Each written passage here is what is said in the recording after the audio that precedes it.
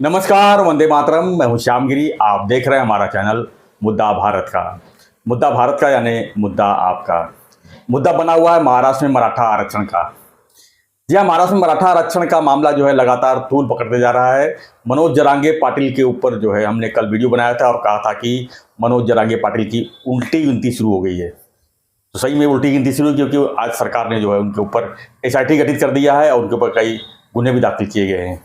SIT जांच में क्या निकल सकता है, क्या आ सकता है, कौन उनके पीछे है, ये सब सामने आएगी। लेकिन सवाल ये उठता है कि आखिर मनोज जरांगे के पीछे जो है सरकार इतना क्यों समस्या खड़ा कर दी है।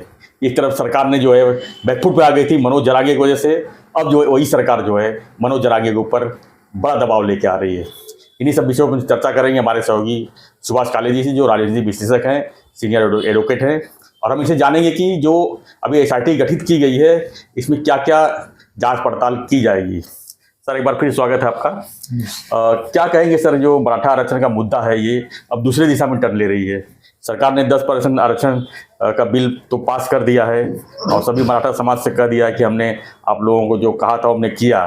लेकिन मनोज जरांगे पाटिल जो है अब दूसरी दिशा में जा रहे हैं और उनके ऊपर इस तरह से सरकार ने SIT गठित कर दी है। ऐसा क्यों नौबत आई कि SIT गठित करनी पड़ी?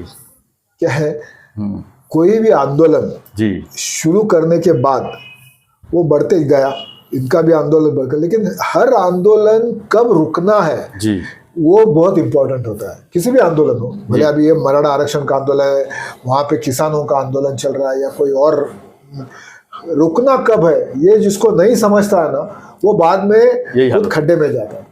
और वही हालत आज जरांगे की है। उसने आंदोलन शुरू किया, उसको पब्लिसिटी काफी मिली, लोगों का सपोर्ट भी बहुत मिला, मराठा समाज उसके पीछे गई, सरकार बैकफुट पे आ गई, सरकार बैकफुट पे आ गई। वो जो बोलते थे उसका कहना मानते गए। इतना सब होने के बावजूद मराठे 10% आरक्षण का ठहराव भी हो गया, लेकिन फिर भी वो जरांगे रुकने का नाम ही नहीं ले रहे। वो कुछ ना कुछ और, इसका मतलब ये है, क्लियर होता है कि जरांगे का आंदोलन मराठा आरक्षण के लिए था ही नहीं, उसका कुछ अपना ही एजेंडा है जी। अगर मराठा आरक्षण का आंदोलन ये होता तो मराठा आरक्षण 10% देने के बाद वो रुक जाता था। कि भाई ठीक है, अभी देखते हैं 10% का कानून हो गया, विधानसभा विधान परिषद दोनों जगह सम्मत हो गया, अभी देखते हैं अगर कुछ प्रॉब्लम आता तो बाद में आंदोलन करेंगे जी। ये आदमी नवी मुंबई में 10% देने के बाद, 10% रिजर्वेशन मिलने के बाद जोर से सेलिब्रेशन करते हैं और बाद में अपने गांव जाके फिर से आंदोलन शुरू करते हैं, फिर से भूख हड़ताल चालू करते हैं। इसका मतलब इस आदमी का इंटेंशन ठीक नहीं है। ये गलत तरीके से कोई, या तो कोई उस गलत तरीके से उसको इस्तेमाल कर रहा है या वो आदमी गलत है। और ये बात अब उनके लोगों को पता चल रही, जो उसके साथ थे, उसके साथी है, जैसे कि अभी बावस्कर उनके साथ है, फिर संगीता वानखेड़े उनके साथ थी, फिर जालना के बाबूराव वाड़ेकर उनके साथ थे, जो उनके खास थे, उनको उनके सपोर्टर्स थे। आज वो सब उनके अगेंस्ट बोल रहे हैं। क्यों बोल रहे हैं? कि ये आदमी का एजेंडा मराठा आरक्षण है या कुछ और है, ये हर एक के मन में अभी शंका होती है। सरकार तब तक उसकी मांगे मंजूर करती थी जब तक सरकार को भी लगता था नहीं, ये आंदोलन कर रहा है, मराठा आरक्षण के लिए कर रहा है, ये सही रास्ते पर है, तब तक सरकार भी सपोर्ट कर रही थी, विपक्ष भी उनको सपोर्ट कर रहा था।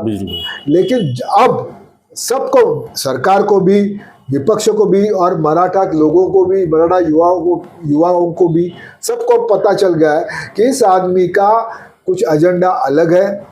ये आरक्षण के लिए भले ही दिखाता था कि मैं झगड़ रहा हूँ, लेकिन अभी वो व्यक्तिगत लेवल पे गया है।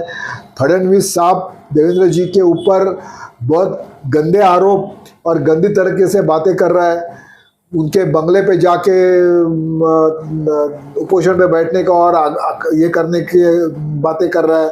और आज हम देख रहे हैं कि मीडिया के सामने उनकी जो स्टेटमेंट आ रही है जरांगे पाटिल की, वो एकदम गलत है, एकदम एग्रेसिव है, बहुत गंदी भाषा में वो बोल रहे हैं। तो ये ऐसे चीज का साथ न तो सरकार दे सकती है, न विरोधी पक्ष दे सकता है और न मराठा समाज दे सकता है।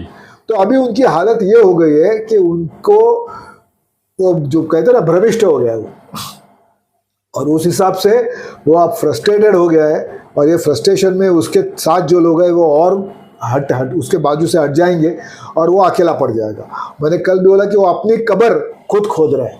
अभी आज ये स्टेटमेंट देखो, आज विधानसभा में SRT की मांग किसने की?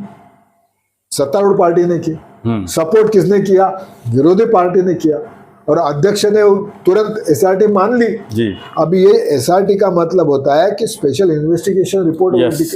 अभी पूरा इन्वेस्टिगेशन होगा कि इसके पीछे क्या है, कौन है, ये क्यों कर रहा है, इस तरह के गाली गलौज क्यों कर रहा है, धमकियां क्यों दे रहा है देवेंद्र जान से, और खुद उल्टा बूम मार रहा है कि मुझे देवेंद्र फडणवीस खत्म करेंगे, मुझे क्या सलाइन में से जहर देंगे। ये सब पागलपन की बातें हैं। अभी इसका अगर पूरा इन्वेस्टिगेशन हुआ और होगा, और फिर जरांगे, जैसे कल आपने कहा था कि उसकी उल्टी गिनती चालू हो गई है, और मैं तो कहता हूँ इतनी जोर से उल्टी गिनती चालू हो गई कि और कुछ दिनों के बाद जरांगे पाटिल नाम मीडिया से गायब हो जाएगा। सर, कल तक देखा आपने कि कोई कह रहा है कि उसके मुंह से तुतारी बज रही है, कोई कह रहा है कि शिंदे साहब ने उनको बड़ा किया और शिंदे साहब भी भुगते ही है अभी। तो ये उसमें जो नेताओं के नाम जोड़े गए, क्या लगता है कि इसको बैकअप किस तरफ से आ रहा है? राजनीतिक विश्लेषक आप क्या कहेंगे कि सही में तुतारी बज रही थी, सही में शिंदे साहब ने उसको बड़ा करके अभी खुद भुगतने की तैयारी में आ गए थे? क्या लगता है आपको? देखो, कोई भी आंदोलन जी, इतना बड़ा आंदोलन पैसे के बगैर हो नहीं सकता। इसका मतलब तो क्लियर है कि उसके पीछे आर्थिक ताकत जरूर थी, और इतनी बड़ी आर्थिक ताकत थी कि इतने लाखों लोगों को इकट्ठा करना, उनका पे, उनका पूरा माहौल, होर्डिंग्स, ट्रक, ट्रैक्टर्स, ये वो आप देखा होगा इतने बड़े पैमाने पे सब आंदोलन चल रहा था। और इसके पीछे आर्थिक जोर और आर्थिक ताकत की जरूरत के बगैर ऐसे आंदोलन होते नहीं है। हो सकता है मराठा समाज के बड़े बड़े नेताओं ने उसके पीछे अपनी ताकत लगाई होगी, और ये लेकिन कब तक?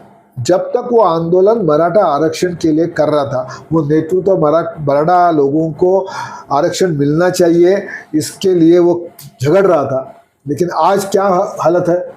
आज हर एक अपना जरांगे से कोई संबंध नहीं ऐसी बातें कर रहा है। कल तक जो उसके साथ जाके बैठते थे, उठते थे, उसको मिलते थे, उसके जरांगे को सर पे लेते थे, आज वही लोग बोलते हैं कि हमारा जरांगे क्या सर। अभी तुतारी बजते कि अवार्ड बोल रहे हैं कि होने दो इंक्वायरी, बाहर आएगा सब, हमारा कोई संबंध नहीं है। विरोधी पक्ष कांग्रेस वाले बोलते हैं हमारा कोई संबंध नहीं है। एकनाथ शिंदे साहब और उनकी टीम बोल रहे हैं हमारा कोई संबंध नहीं है। बीजेपी का संबंध कभी था नहीं, क्योंकि पहले दिन से वो बीजेपी को गाली दे रहा है जी। तो इसका मतलब ये हो गया कि आज हर एक जन, हर कोई उसको झटक रहा है। क्यों? कि वो अभी गलत ट्रैक पे है। जब तक वो सही ट्रैक पे था, लोग उसको मिलते थे, लोग सपोर्ट करते थे, मराठा समाज उसके पीछे था। जब अभी वो गलत ट्रैक पे है, तो अभी उसको कोई भी सपोर्ट ऊपर से मिलेगा नहीं, उल्टा उसका समाज भी उससे दूर हो जाएगा और वो अकेला पड़ जाएगा। और कुछ दिनों के बाद जरांगे पाटिल नाम भी आपको सुनाई नहीं देगा। आपने एक बार यह अनुभव लिया है जी। अन्ना हजारे को दिल्ली में बिठा के बड़ा आंदोलन करके केजरीवाल जी चीफ मिनिस्टर बन गए दिल्ली के। आज अन्ना हजारे कौन, लोग पूछेंगे। उन्होंने इतना बड़ा आंदोलन दिल्ली में किया, लोग भूल गए। यही हर कोई अन्ना का टोपी पहन। लेकिन अन्ना हजारे एक बैलेंस्ड आदमी थे, एक सामाजिक क्षेत्र में काम करने वाले। वो चुपचाप रालेगंज सिद्धि में जाके अपना काम कर रहे हैं, वहां पे बैठ के उनके सामाजिक काम हो रहा है। ये वो पागल है। और इस हालत में वो अभी इतना फ्रस्ट्रेट हो गया। क्या देखो, उसने तो ऐसा उसको बिठाया था कि क्या जेसीपी के ऊपर से फूलों की बरसात, ये वो सब चल नाटक था। अभी ऐसी पोजीशन का आदमी को अगर कोई अभी कल पूछेगा नहीं तो उसकी हालत क्या हो जाएगी। तो इसीलिए आंदोलन कब रुकाना, ये जिसको नहीं समझता है उसकी हालत जरांगे जैसी है। धन्यवाद सर। तो फ्रेंड्स, आप क्या मानते हैं मनोज जरांगे के बारे में? आपकी क्या प्रतिक्रिया है? क्या सरकार ने एसआईटी गठित करके सही किया है? एसआईटी गठित किया तो किसका नाम सामने आएगा, कौन बैकग्राउंड में सामने आएगा? आपको क्या लगता है? हमें कमेंट बॉक्स लिखिए और ऐसी खबरों के लिए बने रहिए हमारे साथ, देखते रहिए हमारा चैनल। एक थोड़ा ऐड मैं करूंगा इसमें कि एसआईटी गठित करने के बाद जो भी प्रोब होगा उसके से नतीजा क्या निकलेगा क्या नहीं निकलेगा, उस जरांगे का किसने साथ दिया किसने नहीं दिया, ये सब कम ज़्यादा आएगा, उसका रिपोर्ट कब आएगा मालूम नहीं हमको।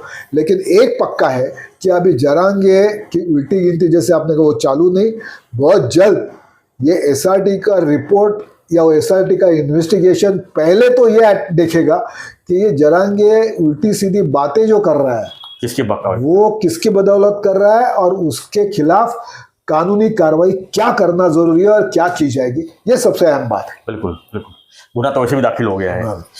तो आपको क्या लगता है, आप आपका रिप्लाई जरूर कीजिएगा और बने रहिए, हमारे चैनल को लाइक शेयर सब्सक्राइब जरूर कीजिए। धन्यवाद। जय हिंद, जय महाराष्ट्र, जय श्री राम।